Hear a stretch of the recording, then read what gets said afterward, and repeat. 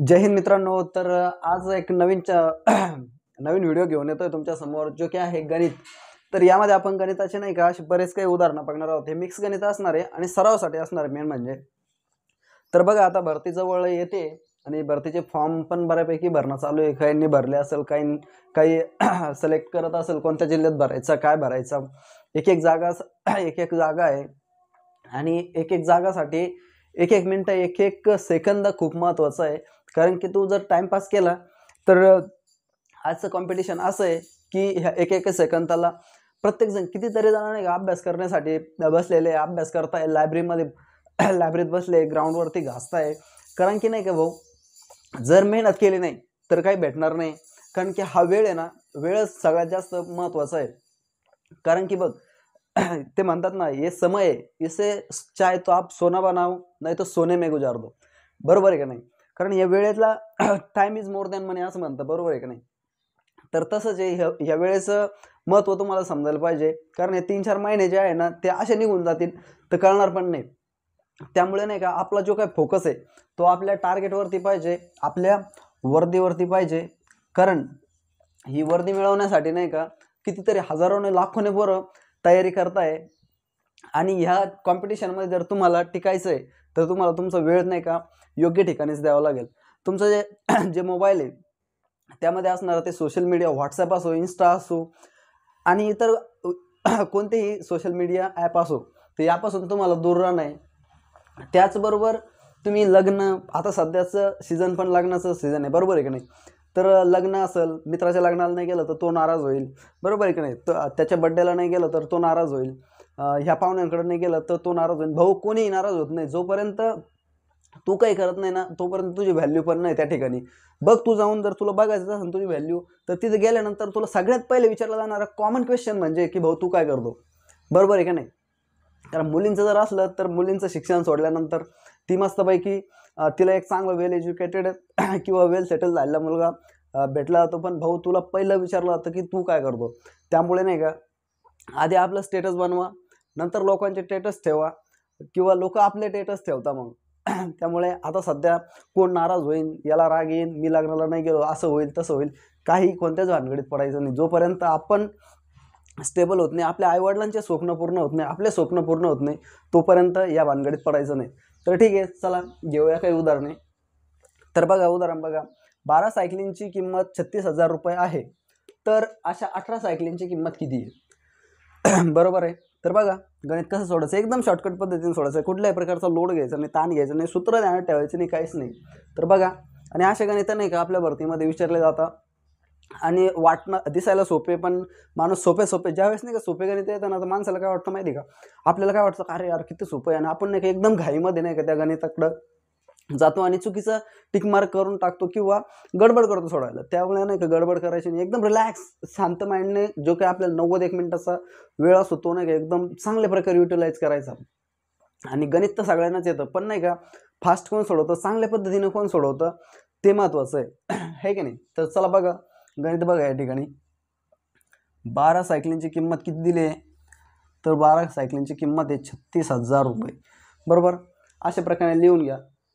त्याचबरोबर तर अशा 18 सायकलींची किंमत किती असेल असं म्हटलंय, तर सायकली खाली सायकली लिहून घ्या. बरोबर, या ठिकाणी 18. तर आपल्याला त्यांची किंमत काढायची, एक्स काढायचं आहे, ही किंमत काढायची. तर बघा पुढे करायचं काय, तर सिंपल याचा तिरकस गुणाकार करून घ्या फक्त, तुम्हाला त्याचं उत्तर भेटून जाईल. तर बघा, मांडणी कशी करणार, 18 गुणिले 36,000 भागिले 12. ठीक आहे, इथपर्यंत समजलं. बघा आता इथे भाग जातोय 12ने. 12 1 12, 12 2 24, 12 3 36. ठीक आहे, तर इथं उरले 3,000 गुणिले 18. तर बघा, मी या ठिकाणी खाली लिहून घेतो, 18 गुणिले 3,000. ठीक आहे, तर बघा आता या ठिकाणी तर फास्टमध्ये जर झालं तर कॅल्क्युलेशन म्हणजे 0 0 यांचा गुणाकार करत बसायचं आहे का, टाइमपास करायचं नाही. तर बघा या ठिकाणी 18ने जर 3ला गुणलं तर 18 त्रिक किती होता, 18 1 18, 18 2 36, 18 त्रिक 54. बरोबर, 18 त्रिक 54 आणि हे 3 शून्य हे जसे तसे या ठिकाणी ठेवून द्या. तर हीच तुमची नाही का या 18 सायकलींची किंमत असणार आहे. तर हे तुमचं फायनल उत्तर आहे. ठीक आहे, तर चला नेक्स्ट गणित बघू आपण. तर बघा नेक्स्ट क्वेश्चन या ठिकाणी, एक स्कूटर 10 लिटर पेट्रोलवर 450 किलोमीटर आहे, सॉरी किलोमीटर म्हणा, किलोमीटर अंतर कापू शकते, तर 180 किमी अंतर कापण्यासाठी किती पेट्रोल लागेल. तर बघा एक स्कूटर आहे, बरोबर का नाही, तर ती स्कूटर आहे तिला नाही का 10 लिटर पेट्रोलमध्ये 450 किलोमीटर अंतर जाते, तर 180 किलोमीटर जाण्यासाठी तिला किती लागणार. तर साहजिकच आहे, जर समजा ती जास्त अंतर जाते तर तिला जास्त पेट्रोल लागणार आहे, आणि या ठिकाणी कमी अंतर जाणार आहे म्हणजे तिला कमी पेट्रोल लागणार आहे. सगळ्यात पहिले नाही का कोणतीही गोष्ट नाही का समजून घेणं खूप महत्त्वाचं आहे. जोपर्यंत तुम्ही समजून नाही घेत गणिताला तोपर्यंत तुम्हाला समजणार नाही. ठीक आहे की नाही. तर बघा या ठिकाणी काय म्हणलेलं आहे, 10 लिटर पेट्रोलमध्ये जाते ती 450 किलोमीटर, बरोबर. तर 180 किलोमीटर जायचं आहे तिला, तर किलोमीटर खाली किलोमीटर घ्या आणि किती लिटर पेट्रोल लागेल तर ते आपल्याला या ठिकाणी भेटून जाईल. हे लिटर आहे बरं का, आणि हे किलोमीटर, बरोबर. तर बघा या ठिकाणी फक्त सिंपल तिरकस गुणाकार करून घ्या, तुम्हाला याचं उत्तर भेटून जाईल. तर बघ या ठिकाणी बघा 10 गुणिले 180 भागाकारात 450. ठीक आहे, इथपर्यंत समजलं. तर बघा आता पुढे काय करायचं, हा शून्य कॅन्सल, हा शून्य कॅन्सल, बरोबर. तर बघा 5 नाम 45, ठीक आहे, 5 दुने 10, बरोबर आहे का नाही. तर पुन्हा आणखी बघा या ठिकाणी 9 के 9, 9 दुने 18, ठीक आहे, समजलं. तर या ठिकाणी उरले 2 गुणाकारात 2 म्हणजे 2 दुने 4. तर या ठिकाणी नाही का 180 किलोमीटर अंतर पार करण्यासाठी किती लिटर पेट्रोल लागणार आहे आपल्याला, तर 4 लिटर पेट्रोल लागणार आहे. ठीक आहे, तर 4 लिटरमध्ये 180 किलोमीटर ही गाडी जाईल. तर अशा एक गणित आहे. तर मित्रांनो बघा या ठिकाणी तुम्हाला एक सांगायची गोष्ट अशी आहे की आतापर्यंत नाही का आपल्या आईवडिलांचे दिवस जे आहे ना तर ते निघून गेले, कारण त्यांनी नाही का कोणत्याही परिस्थिती एकदम हालाकीच्या परिस्थितीमध्ये दिवस काढले, पण त्यांची नाही का खूप आपल्याकडून अपेक्षा आहेत. त्यांना वाटतं त्यांची त्या परिस्थितीमध्ये शिक्षण झालं नाही किंवा काहीतरी परिस्थिती असेल म्हणून काही त्यांच्याकडून कंप्लीट झालं नाही, पण ते नाही का त्यांचे स्वप्न आपल्यामध्ये पाहता. त्यामुळे नाही का त्यांच्या स्वप्नासाठी नाही का आपण नाही का दिवस रात्र मेहनत केली पाहिजे भावांनो. कारण की नाही का ते नाही का आपल्यासाठी नाही का खूप कष्ट करतात, लोकांच्या रोजाने जातात, आपल्यासाठी व्याजाने पैसे काढतात, अक्षरशः व्याजाने पैसे काढून आपल्याला शिकवतात. त्यामुळे आपलं पण कर्तव्य आहे की आपण त्यांच्यासाठी नक्की वर्दीमध्ये नाही का आपल्याला यावर्षी स्वतःला बनवून दाखवायचं आहे. आणि त्या दिवशी बघा तुमच्या आईवडिलांच्या डोळ्यामध्ये तो आनंदाचा क्षण तुम्हाला पाहायला भेटेल, आणि ती फिलिंग नाही का जगातले सगळ्यात बेस्ट फिलिंग असणार आहे. तर बघा तुम्ही तर चला बघूया आणखी गणित बघतो आपण. एक काम करण्यासाठी 9 मजुरांना 8 दिवस लागतात, तर तेवढेच काम करण्यासाठी 12 मजुरांना किती दिवस लागेल, बरोबर आहे की नाही. तर एकदम शॉर्टकट पद्धतीने हे पण गणित आपण सोडवणार आहे. आणि असे प्रश्न तुम्हाला नाही का प्रिव्हियस इयरच्या क्वेश्चन पेपरमध्ये तुम्हाला बऱ्याचपैकी पाहायला भेटतील, बरोबर आहे की नाही. तर बघा मित्रांनो, जे की आपण ज्यावेळेस नाही का प्रिपरेशन करतो, भरतीची तयारी करतो, ग्राउंड करतो, त्याचबरोबर नाही काहींचं ग्राउंड टफ असतं पण लेखी कमी असते, आणि काहीचं लेखी टफ असते पण ग्राउंड कमी असतं. त्यावेळेस नाही का दोन्हीवरती चांगलं फोकस करणं आहे. आणि मेन म्हणजे जरी ग्राउंड कमी असलं तर पेपरला जास्त फोकस द्या, आणि पेपर कमी असलं तर ग्राउंडला फोकस द्या. पण मी तर म्हणतो दोन्हींवर पण चांगलं कॉन्सन्ट्रेट करा, म्हणजे पोस्ट नक्कीच भेटेल, है की नाही. तर बघा या ठिकाणी काय म्हणणं आहे, एक काम करण्यासाठी नाही का 9 मजूर आहे. किती मजूर आहे, 9 मजूर. मित्रा हे बघ ही भरती म्हणजे तुझ्यासाठी नाही का खूप गोल्डन चान्स आहे. काहींचे नाही का लास्ट इयर म्हणजे वय नाही का संपत आलेलं असेल, त्याला तर नाही का काही जरी झालं तरी म्हणजे तिकडं नाही का मेलं तरी चालेल, पण भाव वर्दी घेतल्याशिवाय सोडायचं नाही, बरोबर आहे का नाही. तर बघा जर आपण त्यासाठी नाही का 100% जर दिले नाही ना भाऊ, तर इथं काय म्हणतंय माहिती का मजुरी, तर मेन म्हणजे मजुरीच करावं लागेल. तर मित्रा बघ तू 12-12 तास ज्यावेळेस नाही का एखादा शेतमजूर वावरात काम करतो ना, तर त्याला विचार त्याची कंडिशन कशी असते. आणि आपण पण शेतकऱ्याचेच पोर आहे का, शेतकरी जो असतो त्याचा म्हणजे बघा आपल्याला पण शेतात कामं करून म्हणा किंवा कुठे मजुरी करून म्हणा, काम करूनच आपण भरती झालेलो असतो, बरोबर आहे का नाही. भरती झाली बरेच मुलं, मी स्वतः सुद्धा असं शेतामध्ये कामं करून लोकांची मजुरी करून पण प्रयत्न केलेच ना, प्रयत्न सोडायचे नाही, कारण नाही एक दिवस यश नक्कीच भेटतं, त्यामुळे टेन्शन घ्यायचं नाही. पण मित्रांनो आपले प्रयत्न नाही का 100% ठेवायचे, त्यावेळेसच यश भेटतं. नाहीतर मग एक्सक्युजेस, यार असं झालं तसं झालं, कारणं द्यायचे नाही. कारण कारणं दिल्यानंतर नाही का आपल्याला मार्ग नाही भेटत. कारणं दिल्यानंतर म्हणजे माणूस एक्सक्युजेस देतो, बाहेर पडायचा प्रयत्न करतो त्यामधून, बरोबर आहे का नाही. या मेन गणितावरती या. 9 मजुरांना 8 दिवस लागतात. किती दिवस लागतात? तर 8 दिवस लागतात, बरोबर. तर तेवढेच काम करण्यासाठी 12 मजुरांना किती दिवस लागेल असं म्हणणं आहे. तर बघा, गुणाकार 9 गुणिले 8 भागाकारामध्ये 12 लिहा. ठीक आहे, इथपर्यंत समजलं.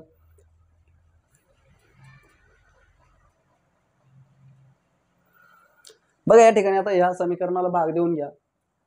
3 ने भाग जातोय बघा, 3 ने जातो, 2 ने जातो, आपल्याला ज्याने योग्य वाटेल त्याने द्या. 4 ने पण जातो, तर या ठिकाणी मी 4 ने देतो वाटलंच ते बघा. 4 1 4, 4 2 8, 4 3 12. ठीक आहे, पुढे बघा भाग जातोय का? तर जातोय, 3 ने भाग जातोय. 3 1 3, 3 2 6, 3 3 9.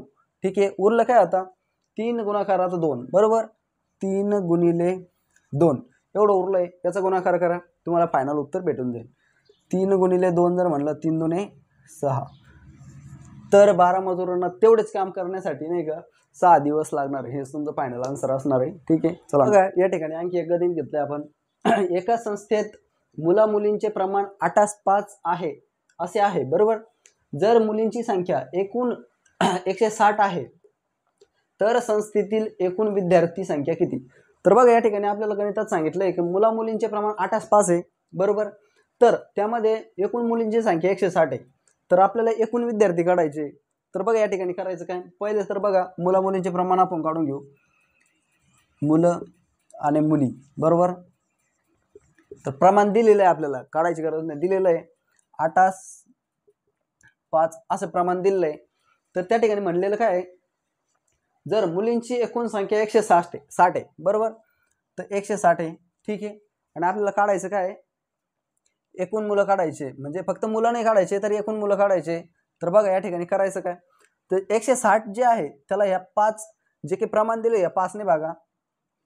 5 ने ज्यावेळेस भागू आपल्याला त्यावेळेस x भेटल, बरोबर आहे का नाही. तर बघा 5 1 5, 5 2 10, 5 3 15, बरोबर. उरला या ठिकाणी 1, 5 2 10. तर या ठिकाणी x आपल्याला 32 भेटलाय. म्हणजे एक पार्ट म्हणजे 32 भेटतो आपल्याला या ठिकाणी. ठीक आहे, तर या 8ला या 32 ने गुणवा. तर बघा 8 2 16, 6 8 4 1, 8 24 आणि 1 25. तर या ठिकाणी आपल्याला मुलांची संख्या भेटली. किती भेटली, तर 256 मुलं आहे, बरोबर. त्याचबरोबर मुलींची संख्या आपल्याला दिली आहे ऑलरेडी. किती दिली ती 160. तर 160 यामध्ये प्लस करा.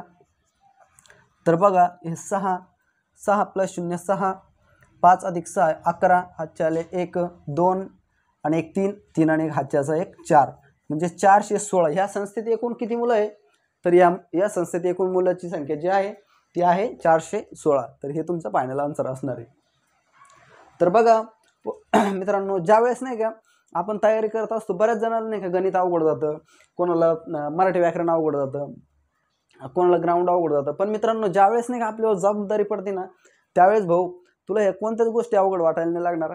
कारण जोपर्यंत आपण 11वी 12वी जास्तीत जास्त ग्रॅज्युएशनपर्यंत आपल्याला काहीच वाटत नाही, एकदम इझी असं वाटतं की यार हा चालू आहे जे एकदम भारी.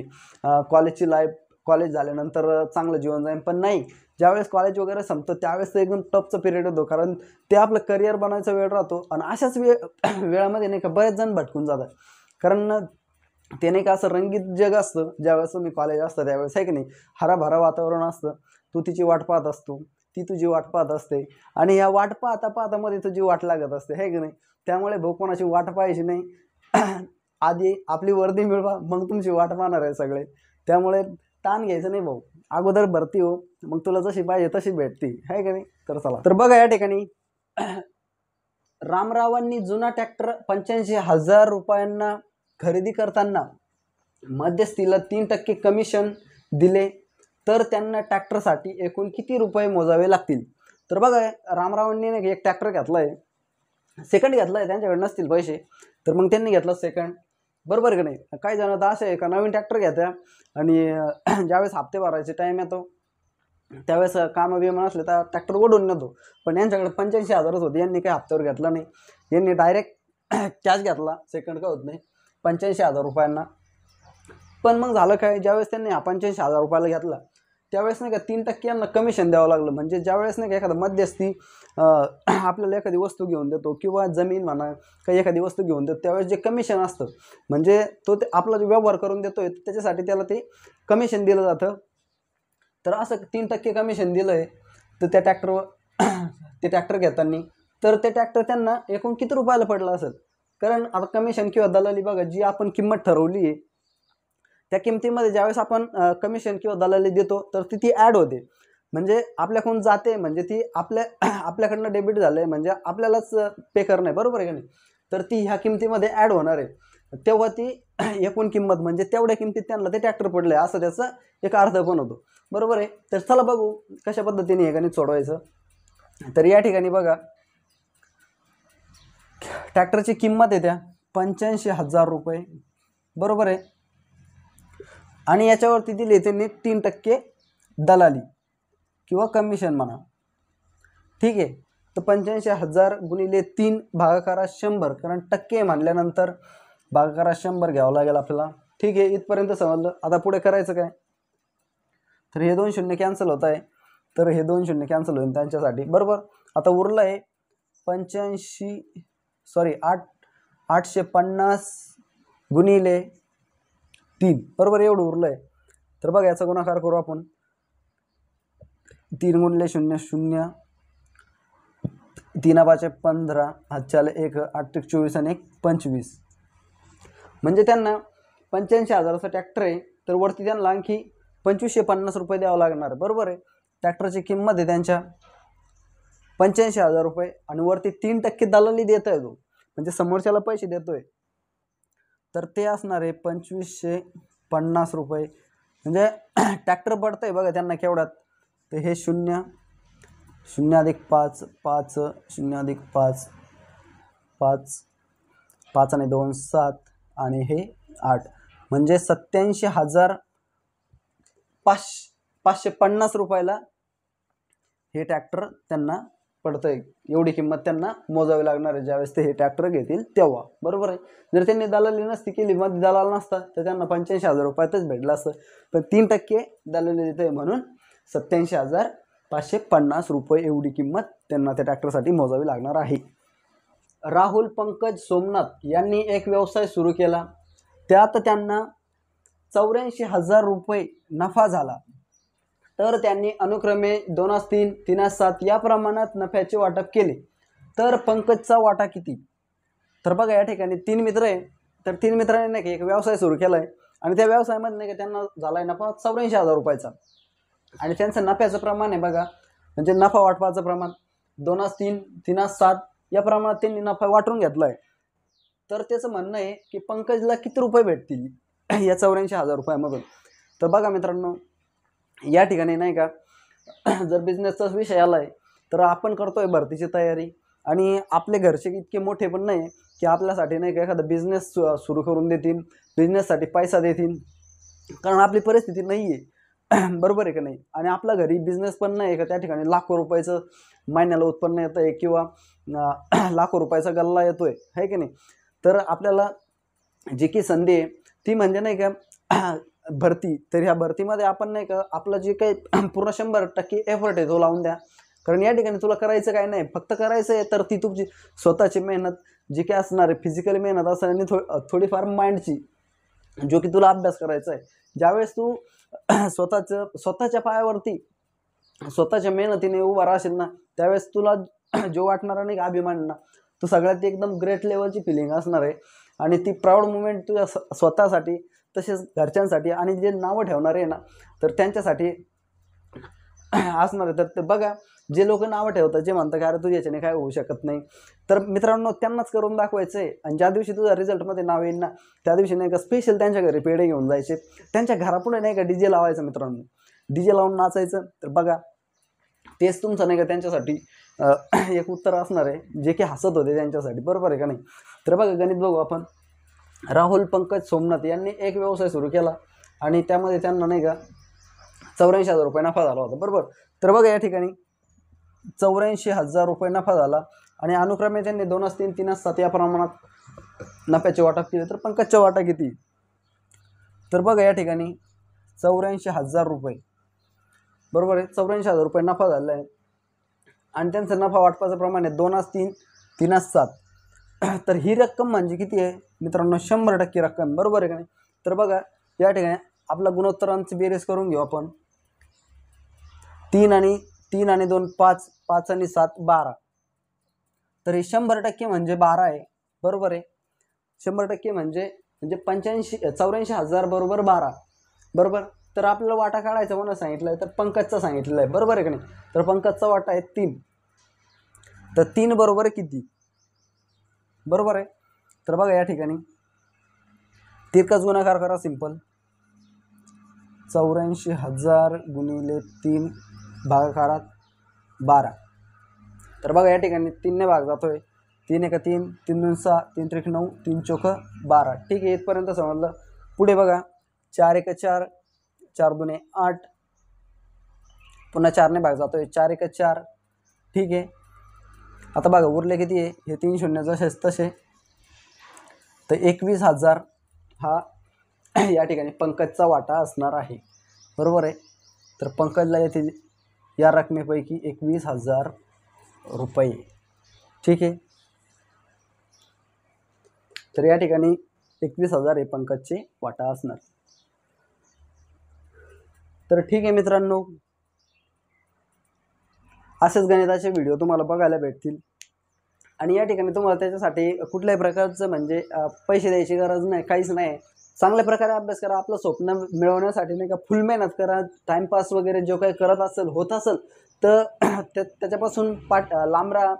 आपल्या टार्गेटवरती फोकस करा आणि ह्या वर्षी नाही का 100% नाही का आपली वर्दी मिळवा. आणि बस ज्यावेळेस वर्दी मिळेल त्याच दिवशी आपला दिवाळी, त्याच दिवशी आपला जो काही सण असेल तो साजरा करायचा. तोपर्यंत आपल्यासाठी काहीच नाही, कारण जो स्पर्धा परीक्षा करतो त्यासाठी ना दिवाळी असते ना दसरा असतो. फक्त सण त्याच दिवशी असतो की ज्या दिवशी नाही का आपल्या नावाचा, आपल्या मिळालेल्या यशाचा नाही का गुलाल उडवला जातो. तोच आपला सण आणि तोच आपली दिवाळी असते. तर भेटूया नेक्स्ट व्हिडिओमध्ये. तोपर्यंत जय हिंद.